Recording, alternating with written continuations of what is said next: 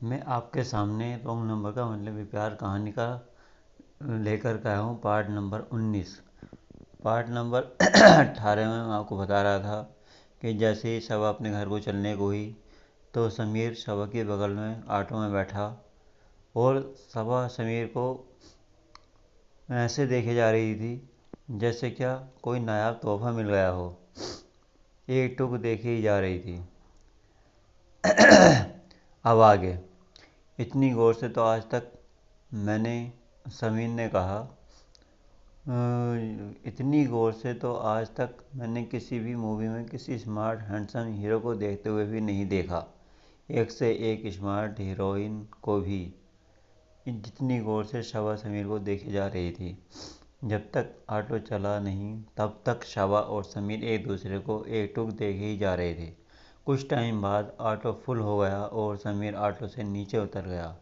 क्योंकि शबा को अपने घर जाना था और समीर को अपने रूम पर आना था।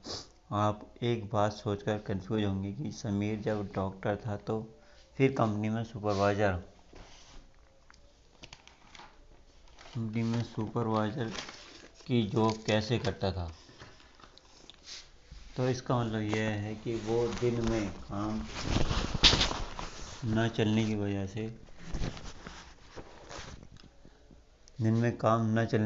से या दिन में मरीज कम आने की वजह से वो पार्ट टाइम जॉब कर रहा था और रात को 8 बजे से 11 बजे तक अपना क्लिनिक चला रहा था। कुछ दिन तक शबा और समीर में ऐसे ही बात चलती रही। समीर ने शबा से कहा कि ये कैसा फटीचर मोबाइल है तुम्हारा, इसमें तो तुम्हारी ठीक से आवाज़ भी नहीं आती है। तो शबा ने कहा कि नया मोबाइल दिला दो। तब समीर ने शबा से कहा कि तुम्हें शर्म नहीं आती मुझे जैसे गरीब लड़के से मोबाइल मांगते हुए, मेरी मजाक उड़ा रही हो।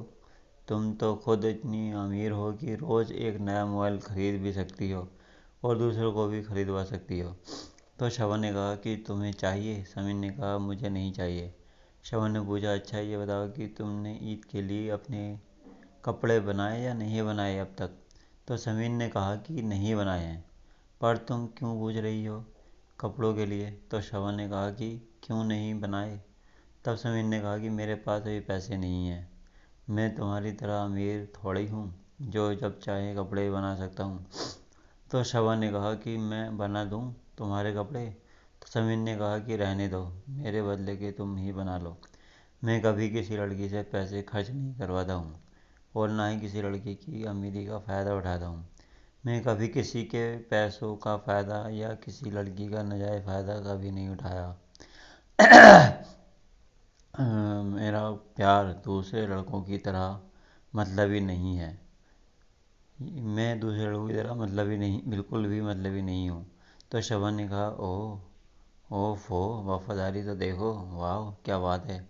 कुछ टाइम बाद तक बात होने के बाद दोनों की पूरी कुछ टाइम तक बात होने के बाद दोनों की बात पूरी हो चुकी थी। तभी कोई शबा के घर पर टपक पड़ा। शबा ने फ़ौरन फ़ोन काट दिया। जब समीर ने अगले दिन कॉल की तो शबा का फ़ोन अचानक शबा की छोटी सिस्टर ने उठा लिया। अब आगे ये पार्ट यहीं पूरा करता हूँ।